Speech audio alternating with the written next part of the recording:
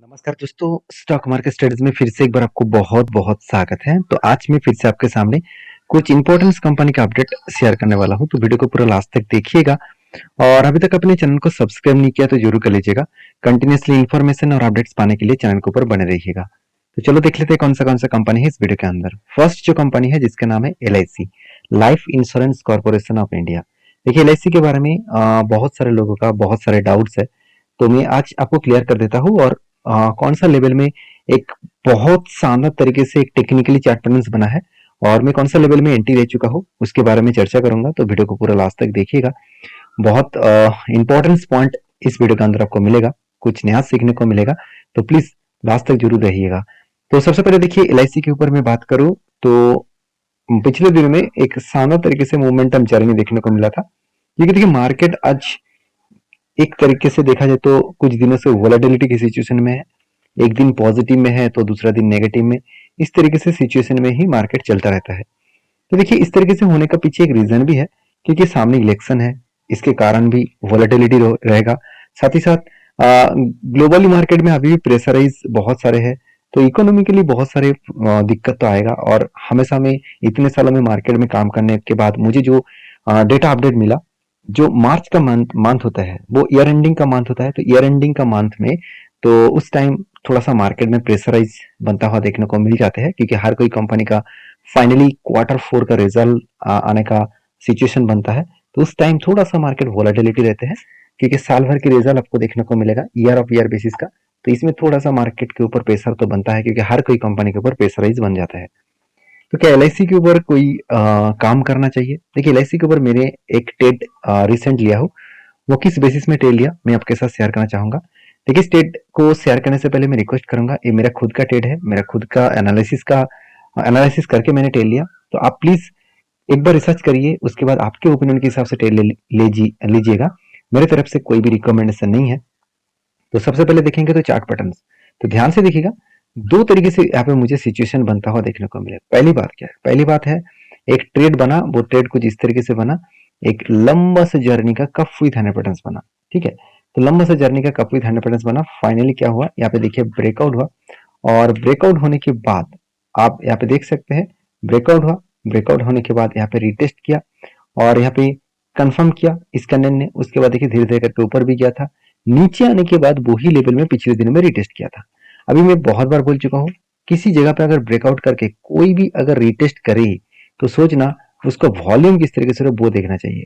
अगर वॉल्यूम, आप एक चीज को नोटिस करेंगे, अगर वॉल्यूम जो यहाँ पे जो वॉल्यूम का जो मूविंग एवरेज है, उस मूविंग एवरेज के ऊपर अगर कोई वॉल्यूम कंटिन्यू करे, आप यहाँ पे देख सकते हैं उसके ऊपर वॉल्यूम कंटिन्यू कर रहे हैं, इसका मतलब पॉसिबिलिटी ज्यादा है वो ऊपर जाएगा।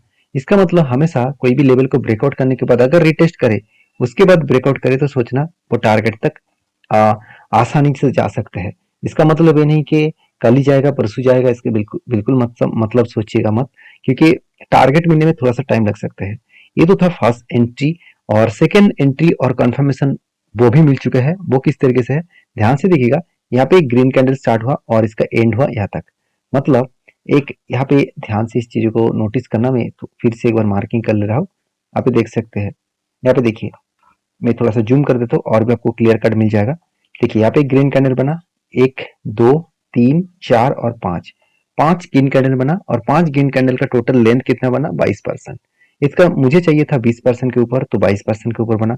और मैंने आपको ये बताया कि कोई भी ब्लू चिप टाइप कंपनी के ऊपर अगर इस तरीके से कोई पैटर्न क्रिएट हो, तो उस पैटर्न्स का फॉलोअप जरूर करने के लिए सोच सकते हैं। तो देखिए मैंने किस तरीके से टेल लिया, तो मैंने आपको बताया कि इस तरीके से कोई रेंज बने तो उसको मार्किंग करना। और मैं कब एंट्री लूंगा, जब इस नीचे लेवल को टच करेंगे तब एंट्री लूंगा। फाइनली पिछले दिनों में ही टच किया था तो मैंने एंट्री लिया, और आज मुझे कंफर्मेशन भी थोड़ा सा मिला, क्योंकि यहाँ पे वॉल्यूम पॉजिटिव में देखने को मिला। तो मेरे हिसाब से अगर इस लेवल तक यहाँ तक जर्नी करे तो ऑलमोस्ट 22% के आसपास रिटर्न मिलेगा। तो बेस्ट तरीके से यहाँ पे टारगेट और रिटर्न मिलने का चांसेस है। तो मैंने तो एंट्री लेकर रखा हूँ, और आपके क्या ओपिनियन है जरूर मुझे कमेंट्स करना, क्योंकि मेरा जो दो तरीके से एंट्री यहाँ पे बना है, एक कफ विद हैंड पैटर्न्स का जिसका टारगेट निकल कर है 41%, और जो फिर से एक रेंज बेसिस ट्रेड बना जिसका टारगेट निकल कर है 22%। तो दोनों ट्रेड यहाँ पे बना है, तो दोनों नया कुछ सीखने को मिला है। तो प्लीज एक बार लाइक कर दीजिएगा, और आप बैक टेस्टिंग करके इस चीजों को देखना। इस तरीके से जब भी कोई पैटर्न्स बने तो शानदार तरीके से एक एंट्री और टारगेट बहुत बार मिल चुके हैं। हाँ, कुछ टाइम पीरियड शायद लग सकते हैं, तो उसके लिए आपको टाइम देना पड़ेगा। तो आपकी क्या राय है जरूर कमेंट्स करना। नेक्स्ट जो कंपनी उसका नाम है बैंक ऑफ महाराष्ट्र। देखिए बैंक ऑफ महाराष्ट्र के ऊपर भी मेरा एक ट्रेड कंटिन्यू है, जिसके ऊपर मैंने कप विथ 100% के बेसिस में ट्रेड लिया, और कप का जो साइज है वो आज का नहीं बहुत पुराना है, अराउंड 2015 से लेकर है, एक्चुअली 2014 से लेकर है। तो 2014 से लेकर अभी 2023 तक जो जर्नी किया, इस जर्नी के बाद कंपनी के ऊपर कप विथ 100% बना, फाइनली ब्रेकआउट हुआ। ब्रेकआउट कन्फर्मेशन होने के बाद वही लेवल में जाकर अटका जो इसका कंपनी का प्रीवियस एक स्ट्रांगली रेजिस्टेंस था। उसी रेजिस्टेंस में जाकर यहाँ पे कंपनी क्या क्या टच किए, उसके बाद वापस आया और यहाँ पे कुछ टाइम बिताया, फिर से इस जगह पे होल्ड किया, और देखिए फाइनली पिछले दिन में क्रैश हुआ था, उसके बाद देखिए नेक्स्ट डे में फिर से उसको रिकवरी कर दिया। तो कहने का मतलब है कि जो लोग सोच रहे हैं कि क्या कंपनी के ऊपर इतना बड़ा करेक्शन हो रहा है तो क्या एग्जिट होना चाहिए, देखिए बहुत सारे लोग मुझे कमेंट्स करते रहते हैं, सर मैंने टॉप लेवल में बाई करके रखा हो, अभी इतना करेक्शन हो गया तो मैं क्या करूं। देखिए मुझे लग रहा है कि आप सिर्फ ट्रेडिंग पर्पस में आए हैं, ट्रेडिंग मतलब इंट्राडे ट्रेडिंग, आज ही बाई करके कल ही प्रॉफिट मिल जाएगा ऐसे सोचकर मार्केट में काम करने के लिए आए हैं।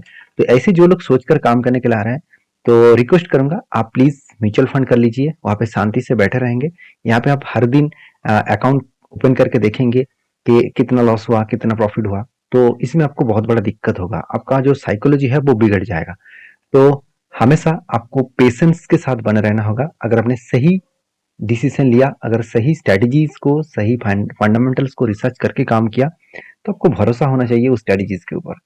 बाकी इस कंपनी के ऊपर जो डेटा है वो डेटा के बारे में बात करो। देखिए बैंक ऑफ महाराष्ट्र के ऊपर मैंने क्यों टेल लिया, दो कारण की वजह से मैंने टेल लिया।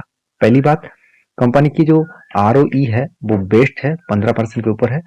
दूसरी बात, कंपनी का क्वार्टरली रिजल्ट इस बार हाईएस्ट देखने को मिला, और उसके साथ साथ कंपनी का net profit first time company 1000 को क्रॉस ओवर किया। तो दो साइड से कंपनी को पॉजिटिविटी देखने को मिले, और इसीलिए मैंने क्या क्या डिसीजन लिया इस कंपनी के ऊपर टेल लेने के लिए। बाकी और एक पॉइंट्स भी आप बोल सकते हैं, जैसे कंपनी का जो कर्जा है, जो बोरिंग्स है, वो भी इस बार हाईएस्ट देखने को मिले, और रिजर्व भी हाईएस्ट देखने को मिला। तो हर पॉइंट्स अगर हाईएस्ट हो तो उस कंपनी के ऊपर एक तो पॉजिटिव व्यू बनता है, और जब भी कोई ट्रेड मिले तब मैं इस ट्रेड के ऊपर कंटिन्यू करता हूँ। बाकी इस कंपनी के ऊपर आपके क्या राय है जरूर कमेंट्स करना, क्योंकि जो मेरा टारगेट है वो करीबन 95 के आसपास टारगेट है, वो 95 तक अगर टारगेट बने तो जो टारगेट निकल कर आ रहा है करीबन 82% के आसपास। तो आपके क्या ओपिनियन है जरूर मुझे कमेंट्स करना। नेक्स्ट जो कंपनी उसका नाम है इंद्रप्रस्थ गैस लिमिटेड, जिसको हम लोग IGL नाम से जानते हैं। देखिए इस कंपनी का हालत अभी भी उतना ज्यादा सुधार देखने को नहीं मिला, क्योंकि अभी भी करेक्शन का माहौल अभी भी जारी है, कंटिन्यूसली सेलिंग प्रेशर अभी भी जारी है। तो मुझे नहीं लग रहा इतना जल्द से जल्द वो कमबैक करेंगे, क्योंकि गवर्नमेंट एक ऐसा बड़ा इतना बड़ा डिसीजन लिया जिस डिसीजन के चलते कंपनी को प्रेशराइज तो बनता हुआ देखने को मिलेगा। क्योंकि गवर्नमेंट ने डिसीजन लिया कि जितने सारे LPG और CNG से चलने वाले गाड़ी है उसको बंद करेंगे, उस जगह पे वो EVs गाड़ी मार्केट में लॉन्च करने वाला है। तो यही बात के बाद ही आप देखेंगे तो मार्केट के ऊपर कितना बड़ा बिग फॉल हो चुके थे। तो मेरे कहने का मतलब है, सारी चीजों को आप समझेंगे ध्यान से तो आपको सारी चीज क्लियर कट मिल जाएगा कि कब एंट्री लेना है, कब एग्जिट करना है, किस कंपनी के ऊपर रहना है, किस कंपनी से निकल जाना है। क्योंकि देखिए यहाँ पे इस कंपनी के ऊपर एक पैटर्न तो बना है। देखिए पहले एक पैटर्न बना था, एक कप शोल्डर कम हेड कम शोल्डर के में इंतजार कर रहा हूँ, जब बनेगा तब मुझे लगेगा कि हाँ फिर से वो वापस जाने के लिए तैयारी कर रहा है। तो देखिए पैटर्न ही आपको सब कुछ बोल देंगे, चार्ट ही आपको सब कुछ बता देंगे कि आपको कब किस कंपनी के ऊपर एंट्री लेना है, कब आपको टारगेट बुक करना है और कब आपको एग्जिट करना है। तो इसके लिए आपको करना क्या है, आपके सारी चीजों को समझना पड़ेगा, थोड़ा सा मेहनत करना पड़ेगा, उसके बाद काम करिए। ऐसे नहीं कि किसी के टिप्स लेकर आप काम कर रहे हैं तो आप बुरी तरीके से फंस सकते हैं। मैं आपको बहुत बार बोल चुका हूँ, मैं आज तक किसी को टिप्स नहीं दिया, और मैं आज तक किसी से 1 रुपया भी चार्जेस नहीं लिया। क्यों? क्योंकि मेरा काम है, मैं इतने सालों से जो काम कर रहा हूँ, जो मुझे खुद प्रॉफिट हो रहा है वो मैं आपके साथ शेयर करूँ, और आप वो डेटा को सीखिए। जिस तरीके से मैं एनालिसिस करके काम करता हूँ, आप उसको सीख कर बैक टेस्टिंग करिए।